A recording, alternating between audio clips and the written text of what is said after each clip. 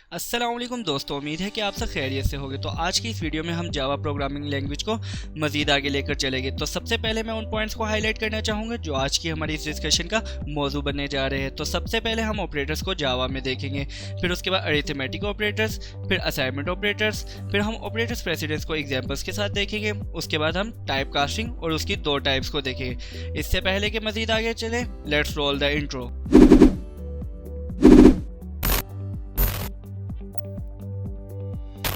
तो व्यूअर्स, हमारे इस चैनल कोड स्टूडियो को बनाने का मकसद क्वालिटी कंप्यूटर साइंस कंटेंट को उर्दू ज़बान में लोगों तक पहुंचाना है, ताकि मेड इन पाकिस्तान की तरह लर्न इन पाकिस्तान का भी रुझान पैदा हो सके। तो अगर आपने अभी तक हमारे चैनल को सब्सक्राइब नहीं किया तो इसे सब्सक्राइब करें, ताकि हमारी आइंदा के इसी तरह के ट्यूटोरियल्स भी आपको मिलते रहें। Okay, welcome back guys. तो सबसे पहले हम अपने पहले कॉन्सेप्ट ऑपरेटर्स की तरफ बढ़ते हैं। तो ऑपरेटर्स की डेफिनेशन की तरफ बढ़ने से पहले मैं थोड़ा सा आपको एक बैकग्राउंड बताना चाहूँगा। जैसे कि हम देखते हैं कि बाज़ दफ़ा हमें वेरिएबल्स या कुछ वैल्यूज़ के ऊपर कुछ ना कुछ काम करने की ज़रूरत पड़ती है, या बाज़ दफ़ा ये होता है कि हमें क्या करना पड़ता है कि हम एक वेरिएबल की वैल्यू को किसी दूसरे वेरिएबल में स्टोर करवाने की कोशिश करते हैं। तो ऑपरेटर्स कुछ ऐसा ही काम करते हैं। तो अगर मैं वन लाइन में आपको बताना चाहूँ तो मैं इस तरीके से समझाऊँगा कि वेरिएबल्स और वैल्यूज़ के दरमियान में कुछ ना कुछ हमने ऑपरेशन परफॉर्म करने होते हैं, और वो ऑपरेशन हम ऑपरेटर्स की मदद से परफॉर्म करते हैं। तो आगे ऑपरेटर्स की टाइप्स की तरफ बढ़ते हैं। तो ऑपरेटर्स की वैसे देखा जाए तो बेतहाशा किस्म की टाइप्स हैं, लेकिन हम यहाँ पर मोस्टली उन टाइप्स को पढ़ेंगे जो ज़्यादातर इस्तेमाल होती है। तो यहाँ पर सबसे पहले हम अरिथमेटिक ऑपरेटर्स देखेंगे, फिर रिलेशनल ऑपरेटर्स देखेंगे, फिर लॉजिकल ऑपरेटर्स देखेंगे, और फिर हम असाइनमेंट ऑपरेटर्स देखेंगे। तो आज की इस वीडियो में हम सिर्फ अरिथमेटिक और असाइनमेंट ऑपरेटर्स को डिस्कस करेंगे, और आने वाले वक्त में जब हमें रिलेशनल और लॉजिकल की ज़रूरत पड़ेगी तो हम वहाँ पर इनको डिस्कस कर लेंगे। तो सबसे पहले हम अरिथमेटिक ऑपरेटर्स की तरफ बढ़ते हैं। तो अरिथमेटिक ऑपरेटर्स के अंदर क्या होता है? बाज़ दफ़ा ये होता है कि आपकी प्रोग्रामिंग की दुनिया में मैथमेटिकल का कुछ काम होना होता है। तो इन शॉर्ट मैं सिर्फ इतना कहूँगा कि अगर आपको मैथमेटिकल ऑपरेशन परफॉर्म करने हो तो उसके लिए आप अरिथमेटिक ऑपरेटर्स का इस्तेमाल करते हैं। तो जैसे कि प्लस का जो सिंबल है, यानी कि प्लस का जो ऑपरेटर है, वो दो वैल्यूज़ को ऐड करने के लिए इस्तेमाल होता है। यानी कि ए और बी दो वेरिएबल्स हैं, इनको ऐड करने के लिए हम प्लस का ऑपरेटर इस्तेमाल करेंगे। इसी तरीके से सब्ट्रैक्ट का ऑपरेटर जो होता है, यानी कि माइनस का ऑपरेटर, ये सब्ट्रैक्शन के लिए इस्तेमाल होता है। तो ये क्या करेगा कि ए में से बी की वैल्यू को सब्ट्रैक्ट कर देगा। इसी तरह से स्टेरिक का ऑपरेटर है जो कि मल्टीप्लिकेशन के लिए इस्तेमाल होता है। ये ए और बी को आपस में मल्टीप्लाई करेगा। अब अगला कॉन्सेप्ट जो इसके अंदर आता है वो डिवीजन और मॉडुलस ऑपरेटर के। अब डिवीजन और मॉडुलस ऑपरेटर जो है वो एक दूसरे से कुछ मुताबिकत रखते हैं। तो इसको हम ज़रा इस एग्जांपल से समझने की कोशिश करते हैं। जैसे कि ये सिंपल सी डिवीजन है, हमने 4 को 2 पे डिवाइड करना है। तो इसके जो कुछ हम मतलब कि कुछ पैरामीटर्स हम कह सकते हैं, इनको हम थोड़ा डिस्कस कर लेते हैं। तो ये जो आपको ऊपर नज़र आ रहा है ये क्वोशिएंट है, इसके अंदर जो है वो डिविडेंड है, ये नीचे एंड पे रिमाइंडर है, और ये डिवाइजर है। तो अब हम डिवीजन और मॉडुलस इनके कॉन्सेप्ट को समझते हैं। तो जब आपने 4 को 2 पे डिवाइड किया तो डिवीजन का ऑपरेटर क्या करता है कि आपके पास जो क्वोशिएंट होता है उसको स्टोर करते हैं। यानी कि आपने डिवाइड किया और इसमें ये जो क्वोशिएंट वाली वैल्यू है ना, वो आपको एट द एंड रिजल्ट के तौर पे प्रोड्यूस कर देगा। लेकिन मॉडुलस का ऑपरेटर क्या करते हैं? जो मॉडुलस का ऑपरेटर है हम उसको परसेंटेज के सिंबल से रिप्रेजेंट करते हैं। तो मॉडुलस का ऑपरेटर क्या करते हैं? मॉडुलस का ऑपरेटर ये करेगा कि डिवीजन ही करेगा, जैसे कि हमने मतलब कि वैसे डिवाइड किया तो ये भी आम तरीके से डिवीजन ही करेगा। लेकिन एट दी एंड ये क्या करता है कि आपके पास जो रिमाइंडर बचता है, मतलब जो रिमाइंडर वाली टर्म है ना, ये आपको एट दी एंड रिजल्ट के अंदर प्रोड्यूस करके देगा। तो अगला कॉन्सेप्ट हमारा असाइनमेंट ऑपरेटर्स का है। तो असाइनमेंट ऑपरेटर्स का बिल्कुल आसान सा कॉन्सेप्ट है, और वो क्या है कि आपके एक वेरिएबल की वैल्यू को किसी दूसरे वेरिएबल को असाइन करने में मदद देता है। यानी कि हम उसके अंदर उसकी वैल्यू को, एक वेरिएबल की वैल्यू को किसी दूसरे वेरिएबल में स्टोर कर सकते हैं। तो असाइनमेंट ऑपरेटर की हम एग्जांपल देख लेते हैं। जैसे कि हमारे यहाँ पे हमारे सामने एक a = b टर्म लिखी हुई है। तो यहाँ से जो b की जो वैल्यू है वो a के अंदर स्टोर हो रही है। और इसी तरीके से दूसरी जो एग्जांपल है तो ये b + c है, जो कि कोई अरिथमेटिक एक्सप्रेशन है जिसके अंदर एट द एंड कोई रिजल्ट प्रोड्यूस होगा, और वो भी एक सिंगल वैल्यू होगी। तो वो वैल्यू भी हम a को असाइन करें, यानी कि a में स्टोर कर रहे हैं। तो आगे हम बढ़ते हैं असाइनमेंट ऑपरेटर में। तो यहाँ पे हमारे पास कंपाउंड असाइनमेंट ऑपरेटर्स आ जाते हैं। ये असाइनमेंट ऑपरेटर की ही एक वेरिएशन है। अब इसकी थोड़ी सी मैं आपको बेस बताना चाहूँगा। अब होता क्या है कि बाज़ दफ़ा आपके सामने कुछ 3 लाइन ऑफ एग्जीक्यूशन में आपका या 2 लाइन ऑफ एग्जीक्यूशन में आपकी कोई स्टेटमेंट रन हो रही होती है। तो कंपाउंड असाइनमेंट ऑपरेटर की मदद से क्या होता है कि वो जो 2 या 3 लाइनों में आपका काम हो रहा है उसको कॉम्पैक्ट करके हम एक सिंगल लाइन ऑफ एग्जीक्यूशन पे ले आते हैं। अब होता क्या है, कंपाउंड असाइनमेंट ऑपरेटर होता क्या है इसको समझते हैं। यानी कि आपके पास जब कभी भी असाइनमेंट ऑपरेटर के साथ कोई और ऑपरेटर भी इस्तेमाल हो रहा हो तो हम उस लाइन को कंपाउंड असाइनमेंट स्टेटमेंट कहते हैं। तो यहाँ पे हम कंपाउंड असाइनमेंट ऑपरेटर्स का इस्तेमाल करते हैं। तो सबसे पहले हम यहाँ पे देख लेते हैं कि जो हमारे पास पहला कंपाउंड असाइनमेंट ऑपरेटर है उसमें a + = 2 है, जिसको अगर हम ट्रांसलेट करने की कोशिश करेंगे सिंपल लफ्ज़ों में तो ये a = a + 2 है। तो आप यहाँ पर देख सकते हैं कि यहाँ पर क्या हो रहा है कि सबसे पहले एक अरिथमेटिक ऑपरेटर इन्वॉल्व हो रहा है जो कि पहले ऐड कर रहा है आपके वेरिएबल को एक वैल्यू के साथ, और फिर एक दूसरा ऑपरेटर इस्तेमाल हो रहा है जो कि असाइनिंग का काम कर रहा है, उस वैल्यू को a में स्टोर कर रहा है। तो इससे आपको समझ आ रहा होगा कि हम इसको कंपाउंड क्यों कहते हैं। तो ये 2 ऑपरेटर्स के काम को एक की शक्ल में हमने कॉम्पैक्ट करके रख दिया। तो इसी तरीके से a - 2 है जो कि ट्रांसलेट होता है a a - 2 में। इसी तरीके से a × 2 है जो कि ट्रांसलेट होता है a a × 2 में। इसी तरीके से a डिवाइडेड = 2 है यानी /, तो ये ट्रांसलेट होता है a a / 2 में। और एट दी एंड हमारे पास a mod = 2 है जो कि ट्रांसलेट हो जाता है a a mod 2 में। तो अगला जो हमारा कॉन्सेप्ट आ जाता है वो ऑपरेटर्स प्रेसिडेंस का है। यानी कि आपके पास एक बहुत ही लंबी चौड़ी किस्म की एक एक्सप्रेशन लिखी है तो उसके अंदर ऑर्डर बहुत मैटर करता है। तो होता ये है कि अगर आप किसी डिफरेंट ऑर्डर से अप्रोच करेंगे तो आपके पास कोई डिफरेंट रिजल्ट आ रहा होगा। अगर आप कोई दूसरा ऑर्डर कोशिश करेंगे तो आपके पास उससे कोई दूसरा रिजल्ट आ रहा होगा। तो इससे ये हमें बात ज़ाहिर होती है कि जो ऑर्डर है वो बहुत मैटर करता है किसी एक्सप्रेशन को सॉल्व करने के लिए। तो जैसे कि हम अपनी मैथमेटिक्स की दुनिया में आते हैं और हम डिमैस रूल को फॉलो करते हैं, डिवीजन, मल्टीप्लिकेशन, एडिशन, सब्ट्रैक्शन, उसी तरीके से हम प्रोग्रामिंग की दुनिया में भी हमारे पास कुछ प्रेसिडेंस दी हुई है जिसको हम फॉलो करते हुए अपनी एक्सप्रेशंस को सॉल्व करते हैं। तो वैसे तो ऑपरेटर्स प्रेसिडेंस बहुत ही एक लंबी चौड़ी सी चीज़ है, लेकिन यहाँ पे अभी तक हमने जिन ऑपरेटर्स को पढ़ा है हम उसकी बेस पे मैं सम अप करना चाहूँगा कि किसकी प्रेसिडेंस ज़्यादा होती है।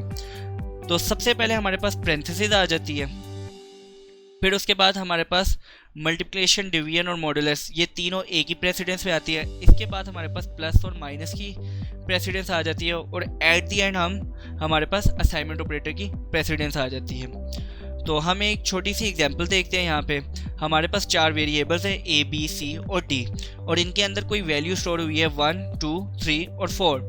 तो यहाँ पे हम पहली एग्जांपल को देखते हैं। ये हमारे पास एक एग्जांपल दी है जिसके अंदर A × B + C × D है। तो आप चाहे तो यहाँ पर वीडियो को पॉज कर सकते हैं और इसको इवैल्यूएट करने के बाद मेरे साथ आंसर मैच कर सकते हैं। उम्मीद है कि आपने अपना आंसर लिख लिया होगा। तो हम इसको सॉल्व करने की तरफ बढ़ते हैं। तो जैसे कि मैंने बताया है कि जो मल्टीप्लिकेशन है उसको हम पहले परफॉर्म करेंगे क्योंकि उसकी प्रेसिडेंस प्लस से ज़्यादा है।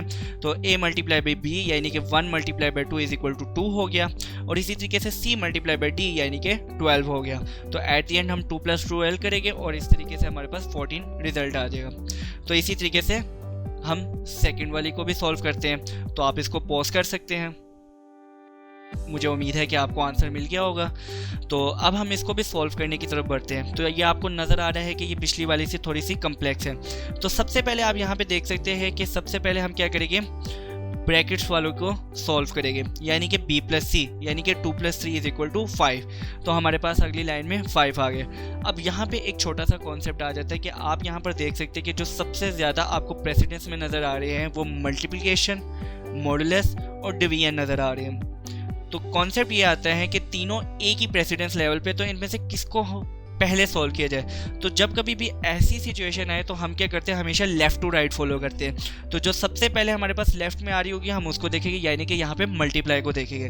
तो a मल्टीप्लाई बाय 5 यानी 1 multiply by 5 is equal to 5 आ गया। इसका हम मॉडुलस d, बाकी सारा सेम ही रहेगा। अब यहाँ पे हम मॉडुलस को पहले देखेंगे, यानी कि 5 mod 4 देखेंगे तो इसका आंसर 1 आ जाएगा। फिर उसके बाद हम क्या करेंगे, इसके बाद डिवीजन की प्रेसिडेंस प्लस से ज़्यादा होती है तो b डिवाइड बाय c, यानी कि 2 डिवाइड बाय 3 जब हम करेंगे तो 0 रिजल्ट प्रोड्यूस होगा। अब एट द एंड इनको ऐड कर देंगे तो हमारे पास रिजल्ट आ जाएगा 2। तो अगला जो कॉन्सेप्ट आ जाता है वो बड़ी अहमियत का हामिल है, इसको हम टाइप कास्टिंग कहते हैं। तो टाइप कास्टिंग की डेफिनेशन की तरफ बढ़ते हैं। टाइप कास्टिंग के अंदर क्या होता है कि आपके पास कोई प्रिमिटिव डाटा टाइप की कोई वैल्यू पड़ी होती है, आप उसको किसी और प्रिमिटिव डाटा टाइप के अंदर स्टोर करने की कोशिश करते हैं। अगर स्पेसिफिकली बोला जाए तो आप क्या कर रहे हैं कि आप इंटीजर की वैल्यू फ्लोट में स्टोर करने की कोशिश कर रहे हैं, या आप इंटीजर की वैल्यू डबल में बाइट की वैल्यू इंटीजर में स्टोर करने की कोशिश कर रहे हैं। तो इसको हम इस कॉन्सेप्ट को टाइप कास्टिंग करते हैं। तो अगला इसका कॉन्सेप्ट आता है कि इसकी हमें ज़रूरत क्यों महसूस होती है।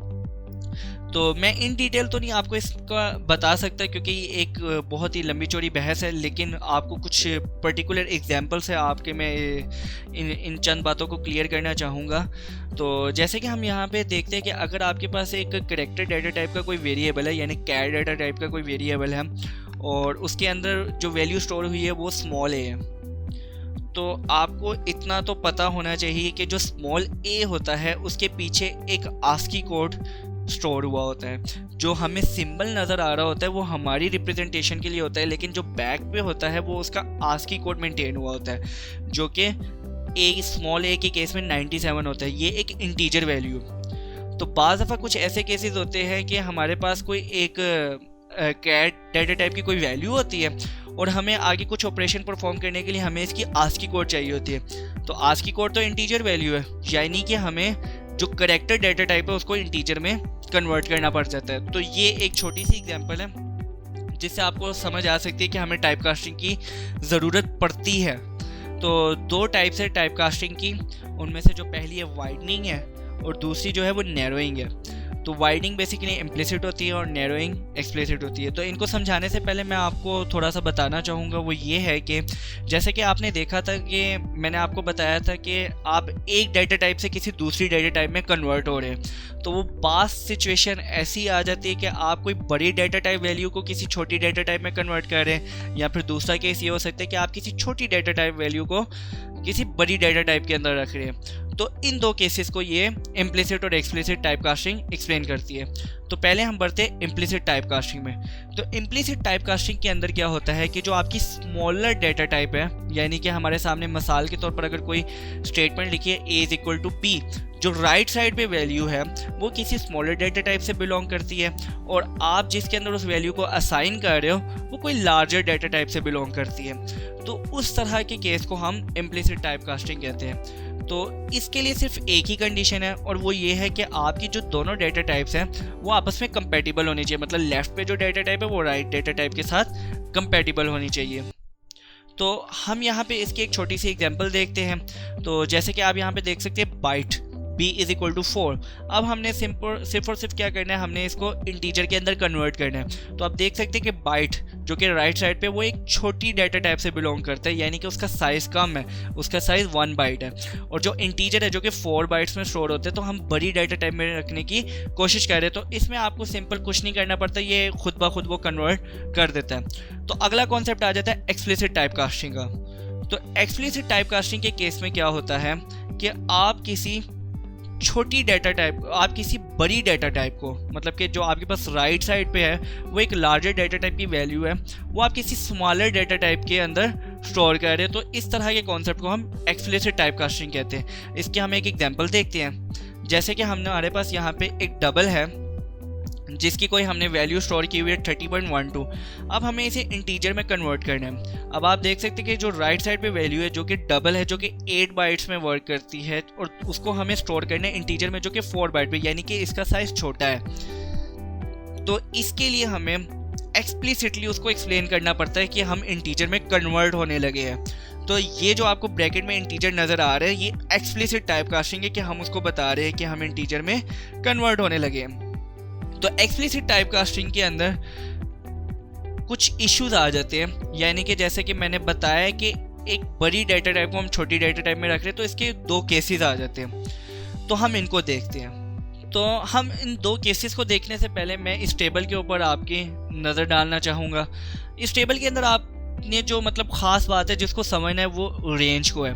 मतलब कि मैं इस चीज़ को नहीं बताना चाह रहा कि ये रेंज कैसे आती है, लेकिन आप सिर्फ इसको समझ लें कि जैसे कि आपके पास एक अगर बाइट डाटा टाइप का वेरिएबल है तो उसके अंदर जो वैल्यू स्टोर हो सकती है वो -128 से 127 की रेंज तक स्टोर हो सकती है। यानी कि अगर आप इस रेंज से बाहर निकलने की कोशिश करेंगे तो आप बाइट में वो वैल्यू स्टोर नहीं कर पाएंगे। यानी कि आपके पास अगर कोई प्लस का 130 या प्लस का 128 है जो कि इस रेंज को क्रॉस कर पा रहे हैं तो आप उसको बाइट में स्टोर नहीं कर सकते। तो फिर उसके लिए आपको कोई और डाटा टाइप इस्तेमाल करनी पड़ेगी, जो कि इस केस में आप शॉर्ट इस्तेमाल कर सकते हैं या इंटीजर इस्तेमाल कर सकते हैं। तो अब वो जो दो केसेस की मैं बात कर रहा था वो इसी से आपको समझ आएगी।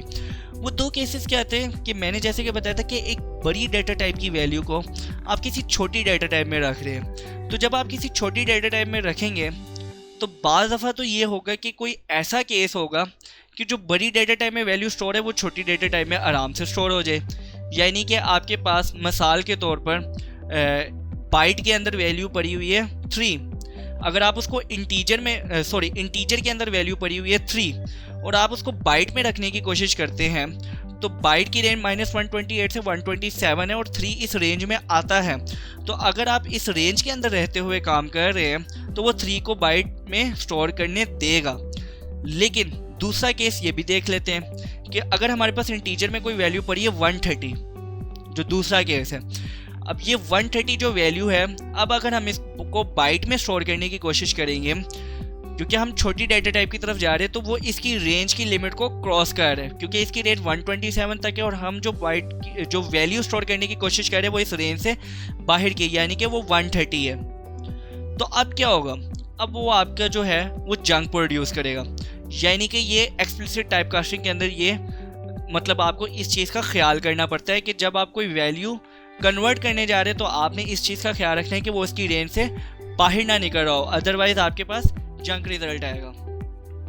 तो जैसे कि हमने ऑपरेटर्स के अंदर अपने कॉन्सेप्ट को मजबूत बनाने के लिए कुछ एग्जांपल्स देखी, हम यहाँ पे भी कुछ प्रॉब्लम स्टेटमेंट देखते हैं। जैसे कि मैंने यहाँ पे आपके सामने एक आपको छोटा सा कोड नज़र आ रहा है, इसके अंदर मतलब कि आप एरर ढूंढें तो आप इस वीडियो को पॉज कर सकते हैं। मुझे उम्मीद है कि आपने एरर ढूंढ लिया होगा। तो जैसे कि हम यहाँ पे देख सकते हैं कि इसके अंदर एरर क्या है, इसके अंदर एक्सप्लिसिट टाइप कास्टिंग का एरर है। तो आप देख सकते हैं कि जो डबल है जो कि राइट साइड पे वो एक बड़ी डाटा टाइप है, तो उसको स्टोर करने के लिए आपको एक्सप्लिसिट टाइप कास्टिंग का इस्तेमाल करना पड़ेगा, जो कि आप देख सकते हैं कि पहले नहीं थी। जो थर्ड लाइन है वो सेकंड लाइन की करेक्शन है। तो प्रॉब्लम क्या थी, प्रॉब्लम ये थी कि राइट साइड पे जो थी वो बड़ी डाटा टाइप की वैल्यू थी, उसको छोटी में जब हम कन्वर्ट करने की कोशिश कर रहे हैं तो हमें एक्सप्लिसिट टाइप कास्टिंग का इस्तेमाल करना पड़ेगा। तो ये इसके अंदर एरर था। एक और एग्जांपल देखते हैं, तो आप अपनी वीडियो को पॉज कर सकते हैं। मुझे उम्मीद है कि आपने इसका आंसर ढूंढ लिया होगा। तो इसमें क्या प्रॉब्लम है, तो इसकी प्रॉब्लम को ज़रा हम डिटेल में समझने की कोशिश करते हैं। आपके पास बाइट में कोई वैल्यू थी, आपने क्या किया, अगली लाइन में आपने जो बाइट में वैल्यू थी उसको 5 से मल्टीप्लाई किया। तो जब आपने 5 से मल्टीप्लाई करना था तो 5 एक इंटीजर वैल्यू है। तो जब हम मल्टीप्लिकेशन कर रहे होते तो दोनों डेटा टाइप्स का सेम होना ज़रूरी है। तो इंटीजर को तो बाइट से कन्वर्ट नहीं कर बाइट से मल्टीप्लाई नहीं कर सकते।